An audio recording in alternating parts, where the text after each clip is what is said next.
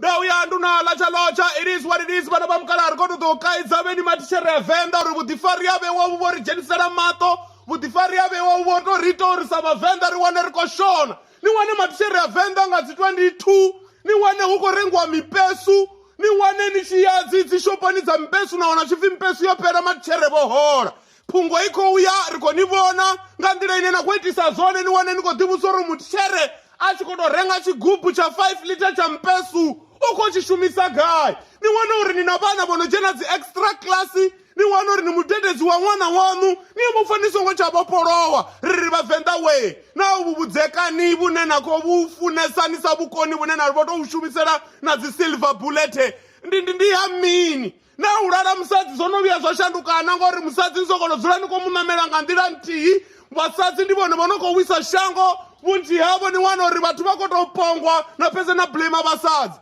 neriri ndituvona mufumakazi uchifichi uchirara musadzi zviyashanduka ngori sokolo zulani ko mamela ngandira nti zvino riri yowe ani kudinai ani richorijenisera matona sava Venda machere ya Venda rini divera uri nirenga dzi KFZ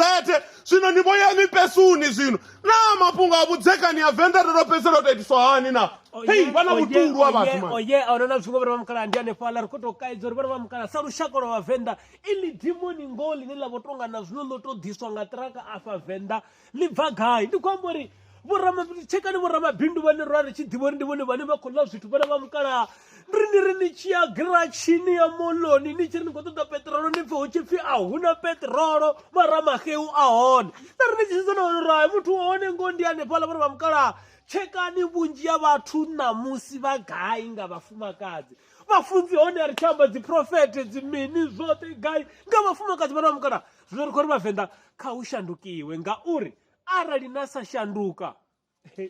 utova na problem vana vamukala niko zvivona hai uya nduni auna chivuya chone ndi chiti ene nitochivona kara nikovona ngarikoseya se rikori vaVenda we auna imwe ndila ine musadzi arari wangayo ndindila ndinti marana manikonyokotorara vathu va 150,000 fe muthu achiri nendofara muratata rini wane munhu muVenda ototakarira uri havala munhu avolova nthu dzidosara dzinji fara muratata none chatata